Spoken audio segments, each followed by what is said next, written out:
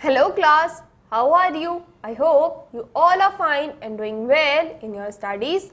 So today I am your English teacher going to continue with the next lecture of your chapter number 13, that is Indigo.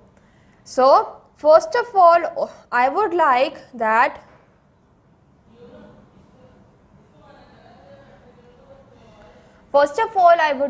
you all should open your page number 81 where the question answer has been given up to you. So we are going to start with the first question, that is, who was Gandhi ji? Gandhi ji कौन थे? Okay, सो इसका हम answer लिखेंगे.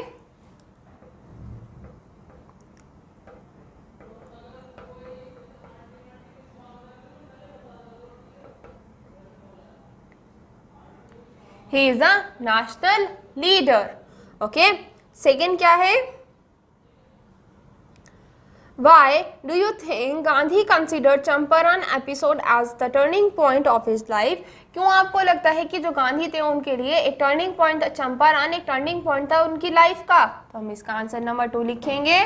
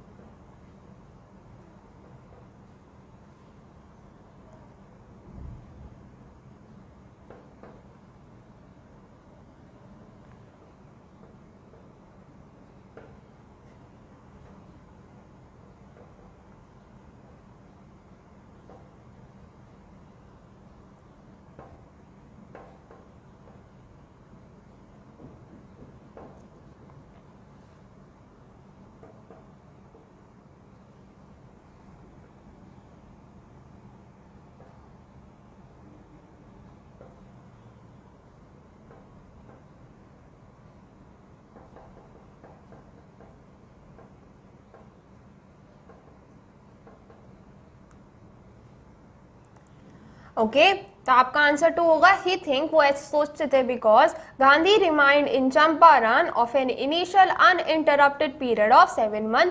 गांधी जो थे चंपारण में uninterrupted period 7 महीने के लिए वहीं थे. And then again for several visit, और उसके बावजूद उसके बाद भी कई ऐसी विजिट थी जहाँ पे वो ऐसी विजिट थी जहाँ पे वो आते रहते थे. He saw the culture in social backwardness in the village. उन्होंने वहाँ के कल्चर और सोशल बैकवर्डनेस देखी विलेज की. To do something about it immediately, कि वो जल्दी से इस बारे में जल्दी से कुछ ना कुछ करेंगे. ओके, अब आपका थर्ड क्वेश्चन क्या है? How was Gandhi able to influence lawyer give instant? जो गांधी थे उन्होंने लॉयर्स को कैसे इन्फ्लुएंस करा था, हमें इसके बारे में बताना है. हम यहाँ पे क्या लिखेंगे? Answer number 3. ओके,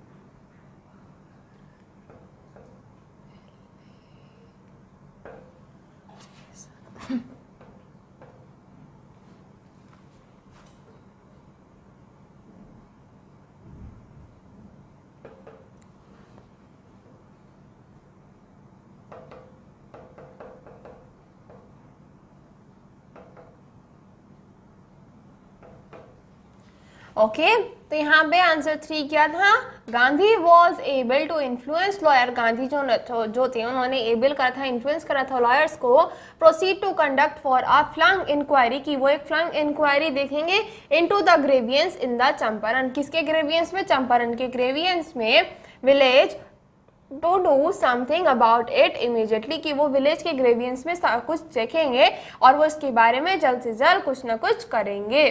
ओके अब आपका क्वेश्चन नंबर 4 क्या है, What was the attitude of average Indian in smaller localities? क्या attitude था average Indian का smaller localities में towards advocate of home rule? किसमें, advocate जो एक home rule उन्होंने बनाया था। तो आंसर 4 लिखेंगे।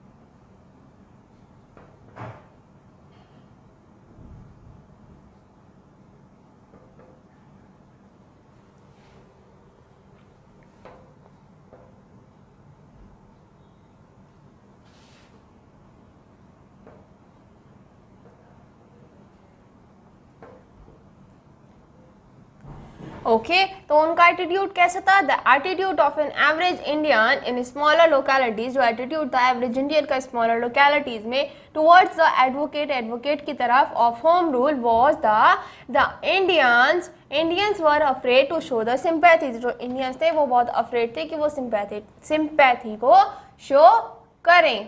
ओके अब हम क्या देखेंगे, आपका क्वेश्चन नंबर 5।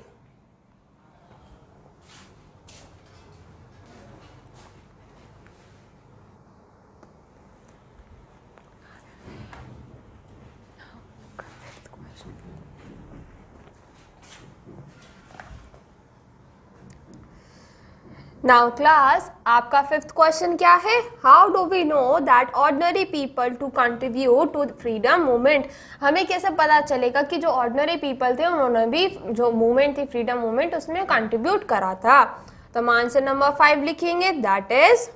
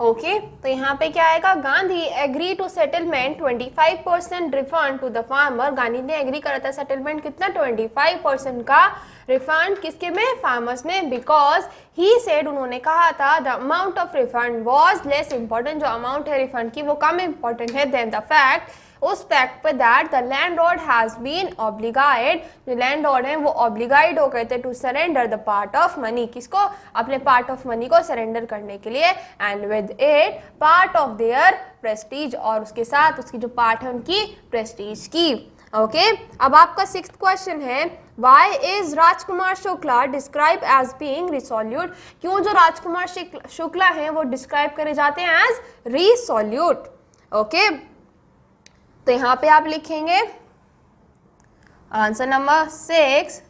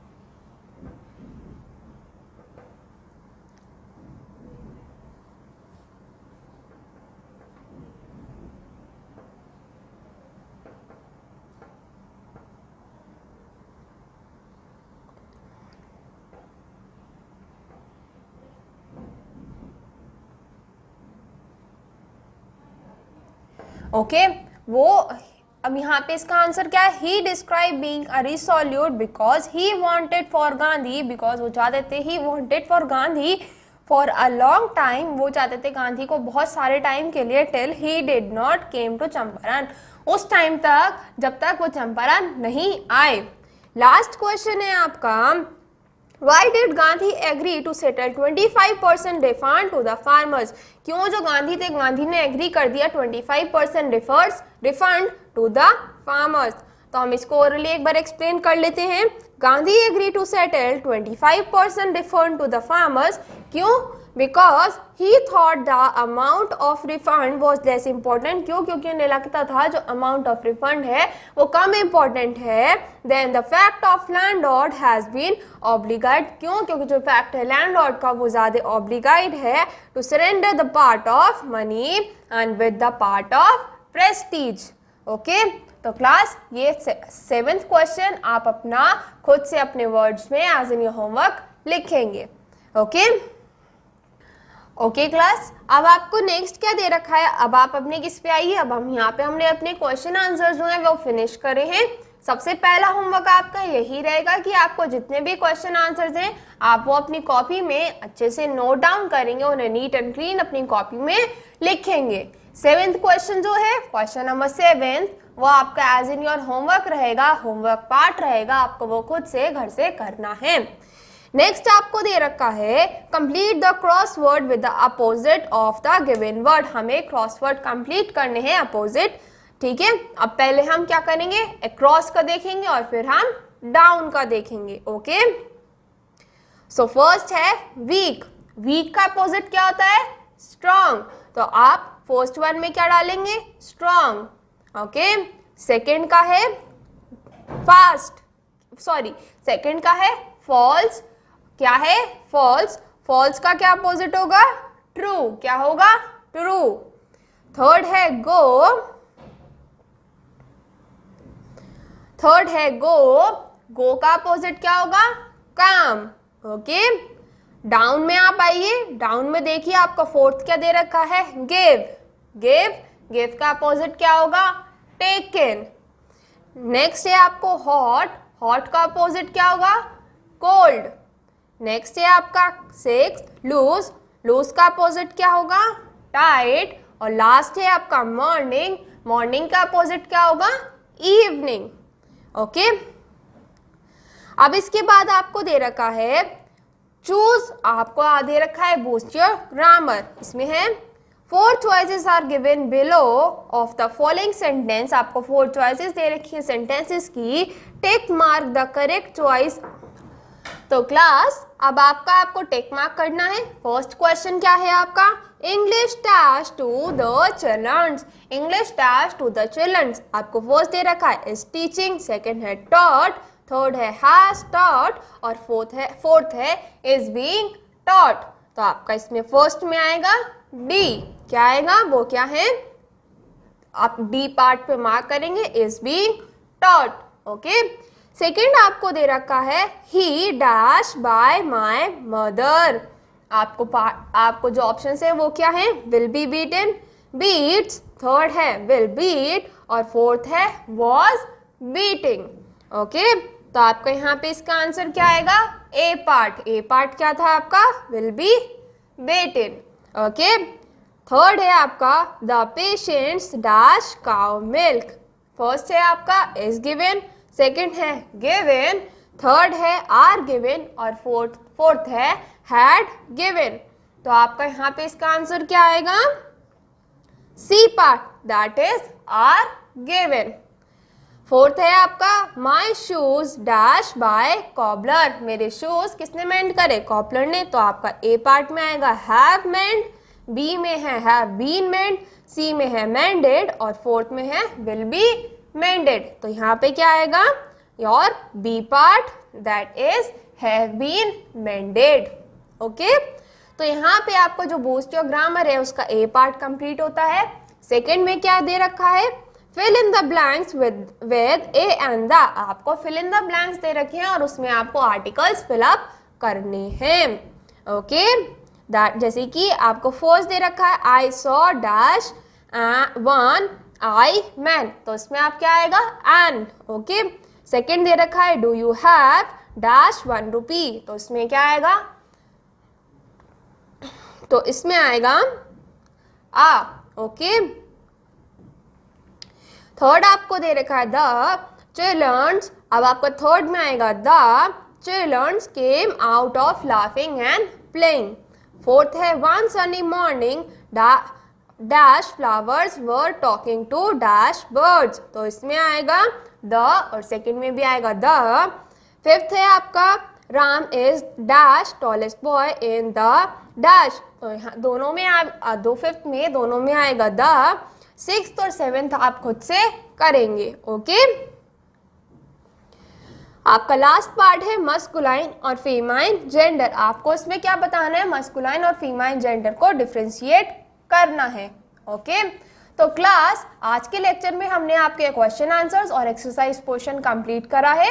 आपका होमवर्क ये रहेगा कि जितने भी हमने एक्सरसाइज पोर्शन और क्वेश्चन आंसर्स करा है उसको आप अपने नोटबुक में नोट डाउन करेंगे.